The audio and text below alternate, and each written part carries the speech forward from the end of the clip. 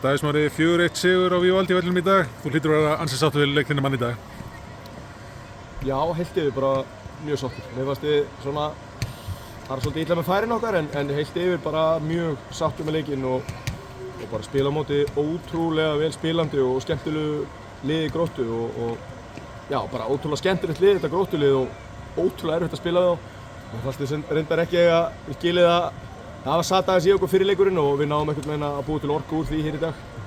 Hver var lykillinn að sigrinum? Orkustig, hugrekki, vilji. Það sé svona það sem skiptir mestu máli í því sem við erum að gera sem lið og við náðum að framkalla það hér í dag.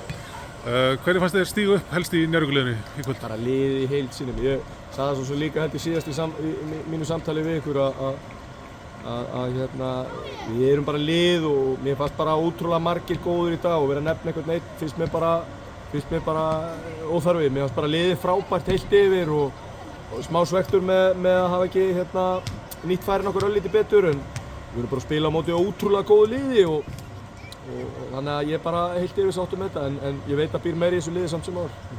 Nú eruð með 6 sigra í síðustu 7 leikjum. Hvað er það sem breytist á eitthvað tímabili eftir kannski fremar dræma byrjun?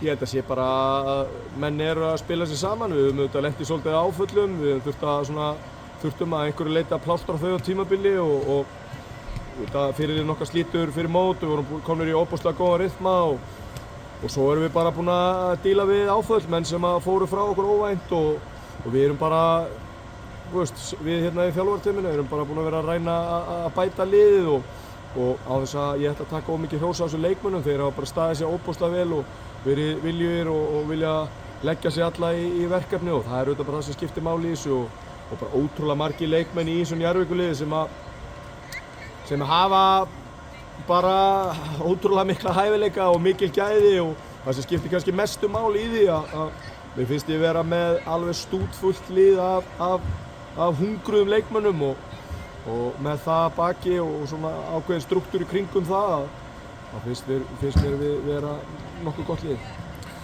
Ómar Djúk, hann bætir markamet Njarðvíkur en fer út af velli meiddur. Hversu alvarlega eru meiðsli? Nei, hann var bara tæpur fyrir hennar leik eða tæpur, hann er í raun og veru heill og það var í raun og veru bara svona varúðar ástöðun að hann átti aldrei að spila meira en hálfleik og hann var farin að finna aðeins fyrir þessu fyrir hálfleikin þannig að við bara hikuðum ekkert við það enda staðan orðið svona þokkalega góð þó þetta hafi þetta ennþá verið að einhverju leyti opið. Að lokum, nú eru 4 leikir eftir, Njarðvík situr í 4. sæti, 3 stigum frá toppnum en svo leikir standa akkurat núna. Getur Njarðvík endað í 1. sæti?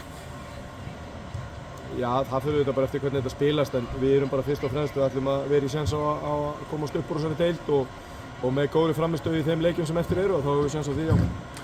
Til hamingju og takk fyrir. Takk fyrir.